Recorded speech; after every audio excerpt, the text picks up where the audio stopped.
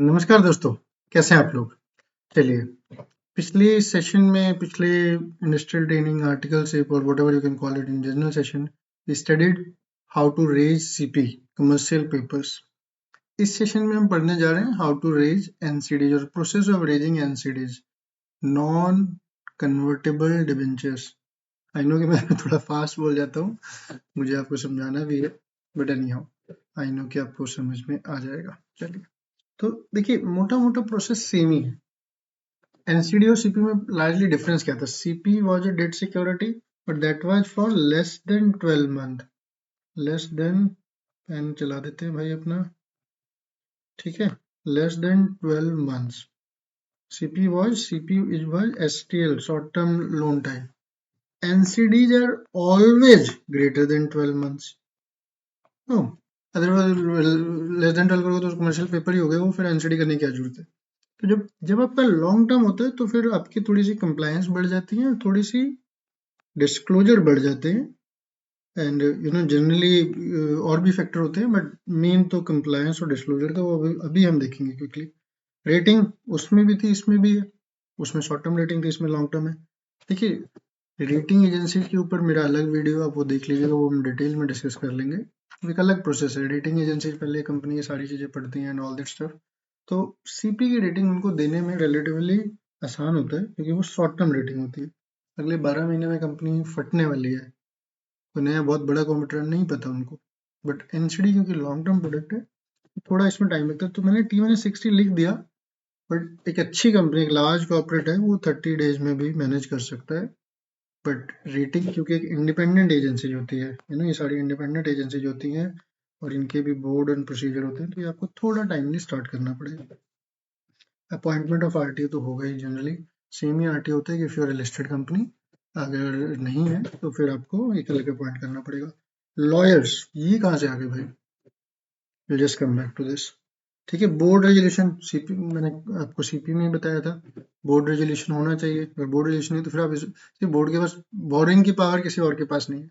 हाँ, ये है कि बोर्ड एक बार में ब्लैंकेट अप्रूवल लेके दे सकता है, बट एनसीडी के लिए फिर भी उसको टर्म्स, सीपी के लिए नहीं चाहिए, बट एनसीडी के लिए उसको एक स्पेसिफिक टर्म्स भी अप्रूव करनी पड़ेगी जब आप एक्चुअली सिक्योरिटी इशू करोगे। एक जनरल बोर्ड रेजोल्यूशन के बेसिस पे आप रेटिंग एजेंसी और काम स्टार्ट कर सकते हो। अगर शेयर होल्डर चाहिए, डिपेंडिंग अपन आपकी कंपनी की सिचुएशन, तो शेयर होल्डर लगेगा। Opening of A separate bank account, तो बेसिकली इतना कोई ये ऐसा नहीं है कि उस बैंक अकाउंट का नाम एनसीडी होना चाहिए, बट क्योंकि ये सेबी के डेट सिक्योरिटी की गाइडलाइंस में आ रहा है। देखो, हमने सीपी में क्या किया था, आईपी के साथ अकाउंट था, तो इसमें एक नया अकाउंट आपको खोलना पड़ेगा। जिस अकाउंट में आपकी ये प्रोसीड आएगी, वो प्रोसीड आपने कहाँ यूज की है, उस अकाउंट से आप अपना इंटरेस्ट भी फंड करोगे, तो एक सेपरेट बैंक अकाउंट आपको खोलना पड़ता है। बैंक अकाउंट खोलना 2 दिन का काम है, प्रोवाइडेड आपके पास सारी केवाईसी हो। प्रिपरेशन ऑफ आईएम, देखो इसको मैंने रेड कर रखा है। अब इसमें आपको एक आईएम की जरूरत पड़ेगी। कमर्शियल पेपर्स में आपको सिर्फ एक लेटर ऑफ ऑफर की जरूरत पड़ी थी, which was just a 30 pointer. वो पॉइंटर था, है तो ये भी पॉइंटर, बट इसमें फिर आपको रिस्क फैक्टर, आपको एक पूरा एक प्रोस्पेक्टस जैसे आप देखते आए हो बचपन से, एक पूरा डिटेल से कम 150 पेज का। आजकल तो दो चीजें चल पड़ी हैं, जीआईडी, की आईडी, जनरल इंफॉर्मेशन डॉक्यूमेंट, की इंफॉर्मेशन डॉक्यूमेंट। तो ये भी पूरा एक हर यू नो सेबी का फॉर्मेट आ जाता है, सेबी के डेट सिक्योरिटीज का, अपने उसमें जो जो मांगा है वो डालना पड़ेगा। ये मैं आपको, आप लोगों ने जिसने भी काम नहीं किया, आप कोई भी सिक्योरिटी इशू कर लो, आप आईपीओ कर रहे हो, आप कुछ भी कर रहे हो, तो prospectus is a very very important document. Even to be very honest, मैंने आज से 15 साल पहले, 15 या 10 साल पहले एक कॉन्फ्रेंस अटेंड की थी। वो सीएस की कॉन्फ्रेंस थी। तो उसमें वो बंदा बोल रहा है कि अगर किसी भी प्रोस्पेक्टस में आपको कोई भी गलती मिलती है, मिसक्लीनियस एरर, उसके बेसिस पर भी आप कंपनी को स्यू कर सकते हो। आप सारे उसकी प्रोसीड, सारे उसकी इसमें सारे उसके काम को वो कर सकते हो, कैंसिल करा सकते हो उस चीज को। तो प्रोस्पेक्टस को बनाना और प्रोस्पेक्टस को एक बार फॉर्मेट से बनाना बड़ा जरूरी होता है, इसीलिए there is a requirement of lawyer. And आजकल तो जो प्रोस्पेक्टस बन रहे हैं उसमें लॉयर भी अपना एक सर्टिफिकेट, लॉयर का भी नाम आएगा, किस लॉयर ने काम किया। Lawyer shall also be registered lawyer. ठीक है, एनएसडीएल सीडीएल की डेटा सिक्योरिटी वो होनी चाहिए आपकी। एनएससी के EBP platform, electronic book building platform, ये क्योंकि जो चाहे वो सीपी था, सीपी वहां पे इशू नहीं होता, सीपी की बिडिंग नहीं होती वहां पे। यहाँ पर एनसीडी की बिडिंग होगी। आप जब एनसीडी इशू करोगे, अब यहाँ पे आएगा आपने बैंकों से अलाइन किया नहीं किया, कहाँ गया। आप देखो एनसीडी इशू करने का, कोई भी चीज आप इशू करते हो, चाहे वो सीपी है, एनसीडी, इंक्लूडिंग इवन आपके जो शेयर्स है, आईपीओ भी जब आप करते हो, तो एक तो तरीका है कि आपने पब्लिक के भरोसे एंकर इन्वेस्टर, एंकर तो चलो गलत वर्ड ले लिया, आपने एक जनरल पब्लिक के भरोसे छोड़ दिया। एक हो गया कि आपने एंकर पहले ही डाल रखे हैं, या फिर आपने अंडर राइटर पहले ही उनसे बात कर रखी है कि भाई अगर पब्लिक ने डाला तो ठीक है, वरना तो फिर आप ले लेना। तो आपका जो ईबीपी प्लेटफॉर्म है उसमें भी आजकल तो अलग अलग तरीके की फाइलिंग आ गई कि आप एंकर का नाम पहले ही दे सकते हो, ऑल दैट स्टफ। आपको वहां पर ये इशू तो करना पड़ेगा। इवन आपका आईपीओ है, दो there is an anchor investor, there are underwriter, but आपका, आपको एज पर लॉ आपको अपॉर्चुनिटी तो जनरल पब्लिक को या जनरल इन्वेस्टर को देनी पड़ेगी। एनसीडी के केस में अब आ गया कि आप 30% एंकर को दे सकते हो, 70% तो आपको पब्लिक में फ्लोट करना ही पड़ेगा। अभी वो दूसरे तरीके होते हैं उसको करवाने के, एक वर्बल अरेंजमेंट हो गया कि भैया without calling yourself anchor you are an underwriter, ठीक है। तो आपका लॉगिन ये यहाँ पर होना ही चाहिए। एनएससी बीएससी पे बड़ा सिंपल लॉगिन बनाना पड़ता है, एनएससी काफ़ी हेल्प करता है, 2 दिन में बन जाता है ये भी। क्रेडिट रेटिंग आपको लेनी ही पड़ेगी, कमिटी रेजोल्यूशन।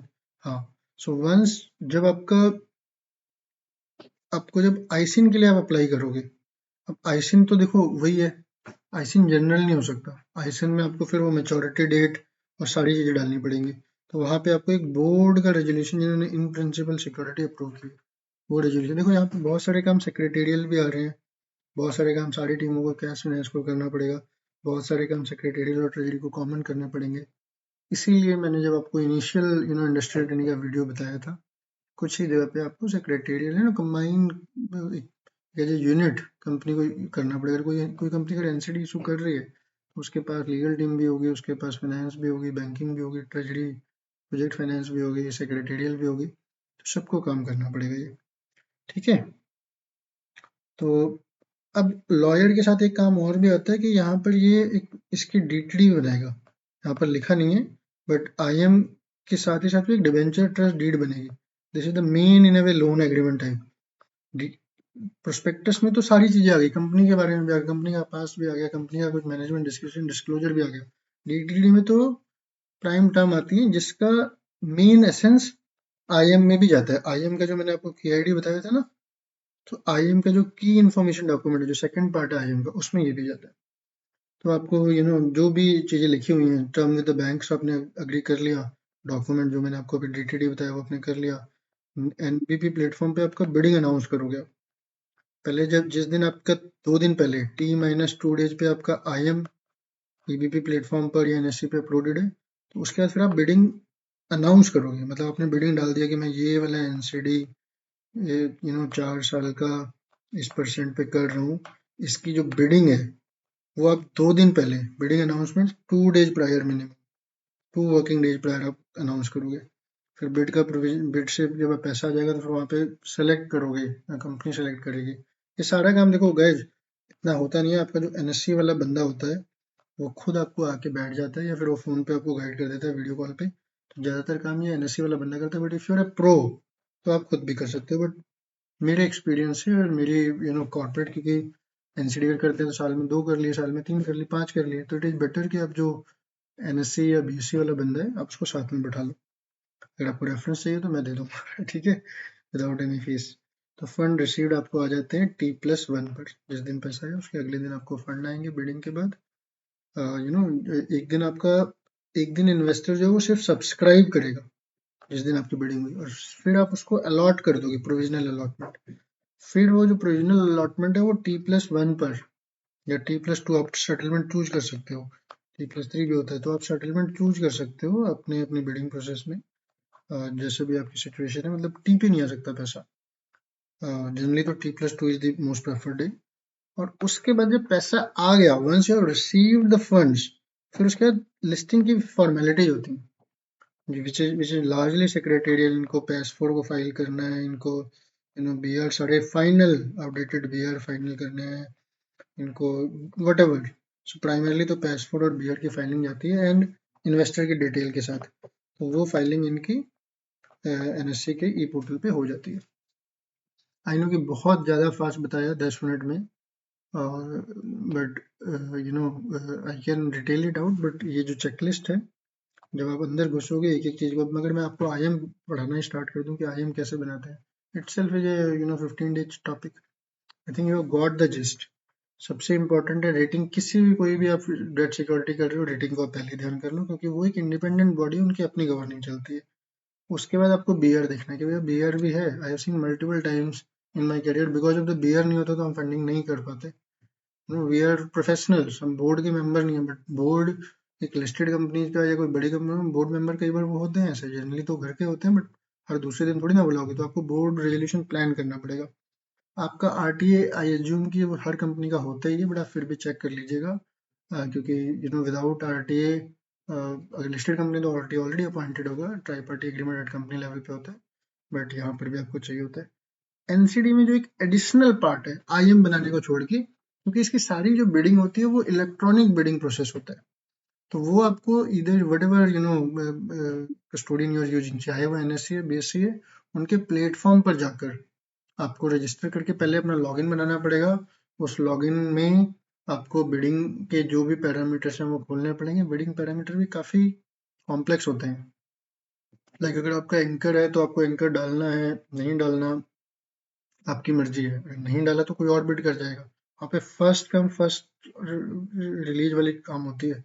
अगर आपने वेरिएबल रेट चूज किया, हाँ, तो बिडिंग पैरामीटर में आप कैसा चाहते हो, आपने कोई प्राइस की गाइडेंस दी है, विदाउट प्राइस गाइडेंस दी, अगर आपने प्राइस की गाइडेंस दी है सपोज 9%, जिसने 8.5 8.9 कर दिया या 8.8 कर दिया, उसको उसको मिलेगा, अगर आपका फुल सब्सक्राइब हो गया तो you have no other option. So there are ways कि जिससे इनकी प्रोविजनल अलॉटमेंट होती है, ज़्यादातर आपके हाथ में नहीं होती है प्रोविजनल अलॉटमेंट। ईडीपी पोर्टल पे जब आपका बिडिंग प्रोविजनल क्लोज हो गई, अगले दिन आप उसमें सेटलमेंट भी चूज कर सकते हो, T+2 पे आएगी, फंड शीट हो जाएंगे, उसके बाद लिस्टिंग फॉर्मेलिटी होती है। चलो गाइज, फिर भी 13 मिनट में खत्म हो गया। Look forward to see you seen in person, keep doing good. चलो, thank you so much, take care and like and subscribe the video and the channel. मैं ट्रेजरी की एक एक चीज का वीडियो बना के आपको देके जाऊंगा, जितनी भी मेरे 15-20 साल का एक्सपीरियंस है, सो दैट कि नॉलेज ये पड़ी रहे, कहीं ना कहीं पे तो पड़ी रहे। चलिए, टेक केयर, बाय।